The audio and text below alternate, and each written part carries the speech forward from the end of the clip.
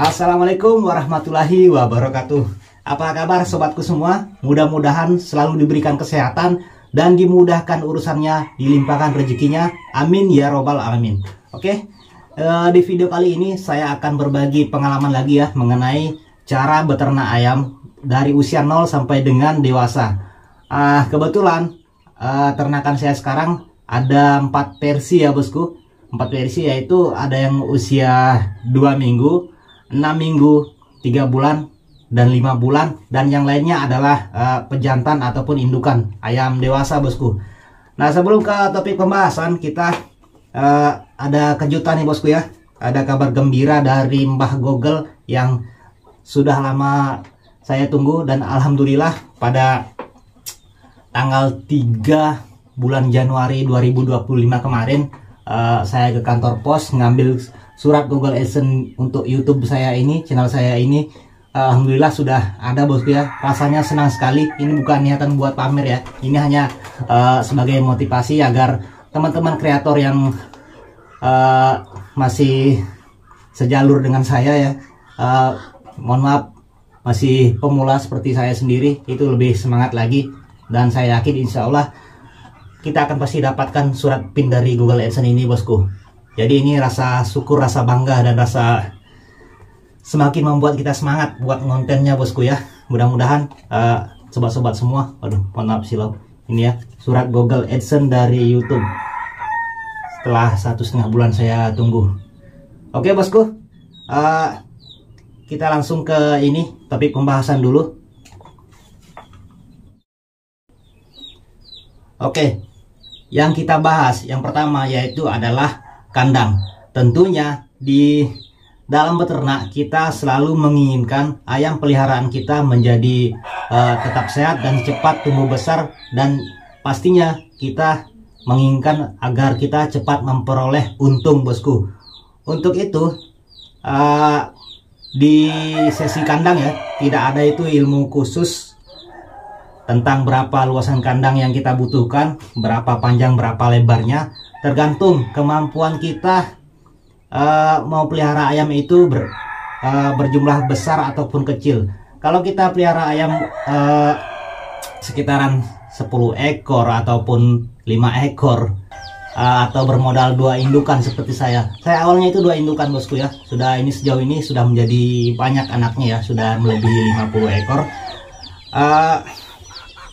Sebagai contoh, kita bermodalkan 2 induk ayam yang jumlah anakannya atau DOC sebanyak 15 ekor saja yang atas bosku. Misalkan seperti itu. Jadi kandang yang saya pakai itu, dan ini juga ada jumlah DOC yang lebih banyak. Jadi selain kandang yang kita buat seperti ini, dilengkapi dengan lampu sebagai penghangat ruangan, menyediakan tempat pakan, dan juga wadah air minum yang selalu standby 24 jam. Dan ini adalah DOC yang baru melewati masa brooding ya bosku. Usianya baru 15 hari ya. 17 hari bosku. Di masa brooding ini kita harus benar-benar secara ekstra dan teliti dan rajin melakukan kontrol terhadap anakan ayam kita, karena di masa-masa inilah yang masa-masa dimana DOC ataupun anakan ayam mengalami masa rentan ya terhadap cuaca ataupun penyakit ya, karena daya tahan tubuhnya masih sangat lemah ya. Untuk itu kita sangatlah penting untuk memperhatikan mulai dari kebersihan kandang, pola makan dan minum yang teratur, serta lampu penghangat sebagai pengganti indukan DOC itu sendiri. Jadi kita melakukan pemisahan anakan ayam dengan indukan itu bertujuan agar indukan ayam cepat kembali kawin, bertelur lagi dan berkembang biak lagi bosku. Jadi itu sangat singkat ya prosesnya. Biasanya itu membutuhkan waktu sekitaran seminggu atau paling lama 10 hari lah pemisahan anakan ayam ataupun dengan indukan ayam itu sendiri. Secara naluri anakan ayam itu akan berteriak-teriak, memanggil-manggil indukannya itu sendiri, dan sebaliknya begitu juga bosku. Induknya itu akan manggil-manggil anaknya itu. Tapi hal itu kita biarkan saja, dan itu akan dari hari ke hari, lama-kelamaan dia akan terbiasa tanpa indukan ya. Begitu pula dengan indukannya akan terbiasa tanpa anaknya, dan dia akan mulai perlahan-lahan mendekati si ayam jago, ayam pejantan untuk kawin lagi bosku. Oke, jadi di sesi kedua kita bahas masalah pakan. Jadi pakan apa sih yang cocok untuk anak ayam peliharaan ataupun DOC yang umurnya di bawah 2 bulan bosku. Nah, untuk sementara waktu ini, ketika anakan ayam masih berumur 2 bulan, di bawah 2 bulan, saya masih pakai pakan pabrikan ya, pakan kering, yaitu konsentrat. Yang saya pakai adalah konsentrat merek Profit 591. Itu sangat rekomendasi ya untuk peternak ayam pemula untuk memberi pakan ayam kepada ayam yang masih kecil, yang masih di bawah 2 bulan usianya. Pakan ayam itu beredar banyak di pasaran, asalkan kita jeli dalam memilih ya. Misalkan kita harus memberi ayam kita harus tahu kebutuhan apa kira-kira yang dibutuhkan oleh ayam kita di usia itu. Jadi kalau Profit yang menurut saya sendiri itu teksturnya lebih lembut dan sangat baik ya, karena itu kita di fase ini masih fokus ke pertumbuhan tulang dan bulu bosku, tulang dan sayap lah istilahnya. Oke.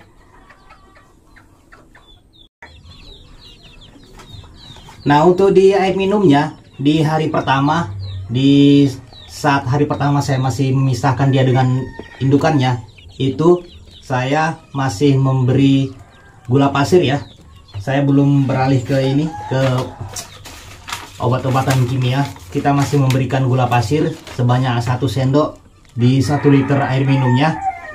Dan selanjutnya di hari kedua ataupun hari ketiga, hari keempat, saya baru memulai dengan memberikan Pitacik ya untuk di air minumnya. Dan alangkah baiknya kita rajin-rajin melakukan penyemprotan atau desinfektan terhadap kandang ayam kita. Itu rutin kita lakukan 2 minggu sekali bosku, agar ayam kita terbebas dari kuman atau bakteri yang tidak kita inginkan, yang menyebabkan ayam kita itu sakit atau memperlambat pertumbuhan ayam itu sendiri. Penting buat kita ketahui, jadi ayam yang usianya 2 bulan ke bawah atau usia di bawah 2 bulan, kita jangan dulu beralih ke pakan basah bosku. Itu sangat fatal akibatnya ya. Karena menurut pengalaman saya sendiri, saya pernah ya punya anakan ayam usianya sekitaran belum cukup 1 bulan. Karena kehabisan pakan, kehabisan konsentrat yang 591 itu tadi, saya mencoba memberikan pakan konsentrat ayam dewasa. Akibatnya 3 ekor modar tumbang sekaligus bosku. Jadi itu sangat menjadi penyesalan dan pelajaran lah buat saya sendiri ya. Mudah-mudahan ini tidak terjadi ke ayam teman-teman yang pelihara.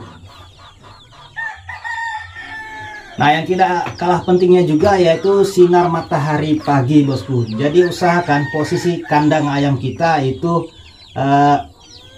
terkena kontak langsung dari sinar matahari, karena sinar matahari pagi ataupun sore itu sangat baik untuk pertumbuhan tulang pada ayam ya. Kalau di manusia itu mengandung vitamin D ya, sangat baik juga untuk tulang ataupun bulu kalau untuk ayam.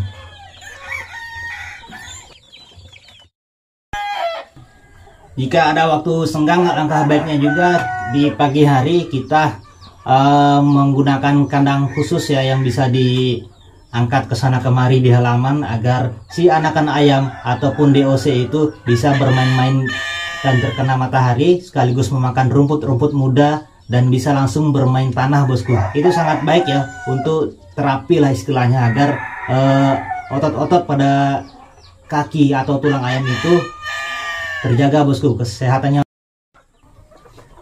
Dan selanjutnya ketika DOC atau anakan ayam sudah berusia di atas 2 bulan, barulah kita perlahan-lahan mengganti pakan ayam kita dari pakan kering menjadi pakan basah. Seperti nasi yang dicampur di konsentrat itu sangat baik juga.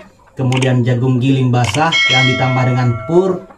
Dan bisa berikan pepaya ataupun pisang jika kebetulan ada bosku. Itu juga sangat baik untuk nutrisi tambahan untuk ayam. Lalu bagaimana dengan budget pas-pasan untuk memberi pakan? Nah, jadi kita berbicara masalah budget ya bosku. Jadi untuk saya sendiri juga, saya bukan ini ya, kehidupan saya sederhana. Mungkin teman-teman yang kenal saya sudah tahu kehidupan saya seperti apa. Saya sederhana sekali bosku, hanya bekerja sebagai karyawan perusahaan. Jadi gini bos, kita sebagai peternak ayam ataupun penghobi ayam selalu mengandalkan pakan pabrikan. Itu salah besar ya bosku, karena pakan pabrikan itu sebenarnya bagus. Pakan pabrikan itu bagus, cuman yang kurang bagus itu adalah harga bosku ya. Mengingat harga pakan pabrik yang semakin lama semakin mahal. Jadi kalau kita gunakan terus-menerus pakan pabrik itu, jadi keuntungan yang kita dapat akan lebih minim bosku. Untuk itu kita harus rajin-rajin sharing ke teman-teman penghobi ayam ya. Kira-kira pakan apa sih yang sekiranya bisa menghemat budget untuk agar peternakan kita masih berjalan dengan lancar dan mendapatkan untung juga bosku. Dan saya sendiri juga biasa memberikan pakan alami ya sebagai pengganti pakan pabrikan ya, agar tidak bergantung pada pakan pabrikan seperti yang saya jelaskan barusan. Itu terkadang saya memberinya kangkung ya, kangkung yang dicincang dicampur dengan dedak padi, kemudian itu saya berikan kepada ayam begitu saja. Sewaktu-waktu juga saya tambahkan dengan larutan air daun pepaya agar nafsu makan ayam kita itu menjadi bagus, menjadi lahap lah untuk makan. Dan itu biayanya sangat jauh lebih rendah ya ketimbang pakan pabrikan. Jadi terkadang juga bisa juga kita memberikan pakan fermentasi ya. Pakan fermentasi terhadap ayam yang sekali bikin bisa dipakai untuk sebulan menggunakan ini bos. Jadi saya pakai cairan ini ya, cairan EM4 untuk membuat pakan fermentasi. Jadi ini sangat baik ya bos, untuk membuat pakan fermentasi ayam, ataupun juga bisa disemprotkan sebagai desinfektan untuk kandang ayam kita. Jadi ini sangat menghemat budget ya. Harganya 26.000. Itu tergantung di daerah kita masing-masing bos. Nah, selain pakan, kita wajib juga memperhatikan kesehatan ayam kita bosku, dengan cara membuat ramuan-ramuan herbal ya, atau ramuan alami yang sekiranya bisa kita dapatkan di sekitaran rumah ya, yaitu banyaknya ada di belakang rumah atau bisa juga di dapur bos, seperti jahe, kunyit, bawang putih, kemudian daun pepaya. Itu keempat bahan tersebut sangatlah baik ya bosku ya, bisa kita dapatkan di sekitaran rumah dan mudah caranya mencari dan juga murah bos. Jadi itu ramuan alami tersebut sangat baik untuk mencegah penyakit dari ayam kita agar terhindar dari wabah penyakit ya, dan juga mengobati bosku ketika sudah kena penyakit. Tapi alangkah baiknya di sini kita mencegah, jangan sampai mengobati ya. Kita mencegah dulu, karena mencegah lebih baik daripada mengobati. Nah, jahe, kunyit, gula merah, bawang putih, ataupun daun pepaya dan lain sebagainya yang bersifat obat alami ya bos, itu punya peranan penting ya untuk pencegahan ataupun pengobatan untuk ayam peliharaan kita di usia kecil ataupun besar. Di cuaca ekstrim juga sangat direkomendasikan menggunakan obat-obatan itu bosku ya, dengan dosis yang benar dan cara pemberian yang tepat, agar apapun cerita, kalau dosisnya itu salah, kita memberinya berlebihan, itu malah berdampak penyakit juga bosku ya. Karena sistem pencernaan ayam kita mempunyai dosis juga bos ya. Seperti kita sendiri, kalau kita beli obat ke dokter itu ada dosisnya bos. Oh ya, jadi ini kandang yang saya gunakan sangat sederhana ya bos. Maaf ini berantakan. Jadi ini setelah berusia di atas 2 bulan ke atas, saya pakai metode ternak umbaran ya bos. Karena ini spotnya sangat mumpuni ya untuk memelihara ternak ayam model umbaran seperti ini. Dan ini kita review juga ayam kita ya bos, hasil kawin silang dari ayam KT seri F2 dan ayam hutan ori dan ayam hutan seri F1. Jadi anakannya seperti ini bosku, memiliki postur tubuh yang lebih kecil, tidak seperti ayam kampung pada umumnya. Jadi yang warna putih ini adalah ulah campur tangan dari ayam tetangga ya bos. Ini mohon maaf di luar pengawasan yang namanya ayam ternak umbaran seperti itu bos. Terkadang ada saja ayam jago atau ayam jantan lain yang ngawin ke ayam peliharaannya kita, jadinya anakannya sedikit berbeda ya. Bahkan bisa menjadi kalau induknya itu kuning kemudian mbahnya jantannya itu merah, anaknya bisa saja jadi putih bos. Karena itulah campur dari ayam sekitaran kita di luar pengawasan bos. Ada beberapa anakan ya yang merah-merah ini bos, dan kebanyakan malahan yang jadi itu betina ya bos, yang mirip sekali dengan postur ayam hutan. Jadi warna bulu dan postur tubuhnya itu menyerupai ayam hutan, yang insya Allah kedepannya akan saya rencanakan lagi untuk menjadikan pasukan pemikat ya bos ya. Jadi kebetulan saya sangatlah hobi untuk memikat ayam hutan, dan di belakang sana ada gendongan ayam hutan bos ya, gendongan pikat saya, racik ayam hutan ataupun tali-tali ayam hutan juga masih lengkap bos ya, seperti ini. Kemudian tutorialnya juga sudah pernah saya paparkan jelas ya bos, mengenai cara pembuatan tali kaki ayam. Oke, jadi untuk sementara waktu kita belum aktif berburu bosku, karena ada suatu hal yang benar-benar harus saya taati, dan insya Allah ini tidak akan berlangsung lama lagi. Insya Allah kita akan aktif berburu lagi bosku ya, seperti ayam hutan, burung, ruak-ruak ataupun malam hari kita akan aktif lagi bosku. Insya Allah kita mohon doanya sama-sama bosku ya, agar kita semoga semuanya selalu diberi kesehatan. Oke bos, jadi mungkin cukup sampai di sini dulu sharing dan metode peternakan ayam dari pengalaman pribadi saya, tanpa saya lebih-lebihkan ya. Ini semoga video ini bisa bermanfaat untuk kita semua. Lebih dan kurangnya saya mohon maaf, dan mungkin para suhu atau master yang kebetulan menonton video ini punya pencerahan yang lebih luas, mohon dilengkapi di kolom komentar bosku, agar menambah wawasan kita semua. Oke, jadi sampai jumpa kembali di video-video saya selanjutnya, dan semoga kita selalu diberi kesehatan, panjang umur. Bisa jumpa lagi di video saya selanjutnya. Dan mohon dukungannya di akhir video. Saya mohon banget dukungannya bosku, dengan cara like, comment, subscribe, dan share, agar channel kecil ini bisa berkembang, dan insya Allah saya akan lebih semangat lagi dalam berkarya. Karena subscribe itu gratis bosku, tanpa dipungut biaya sepeser pun. Sekian, assalamualaikum warahmatullahi wabarakatuh. Salam Rambo Kuplu dari Sulawesi Tengah. Mantap.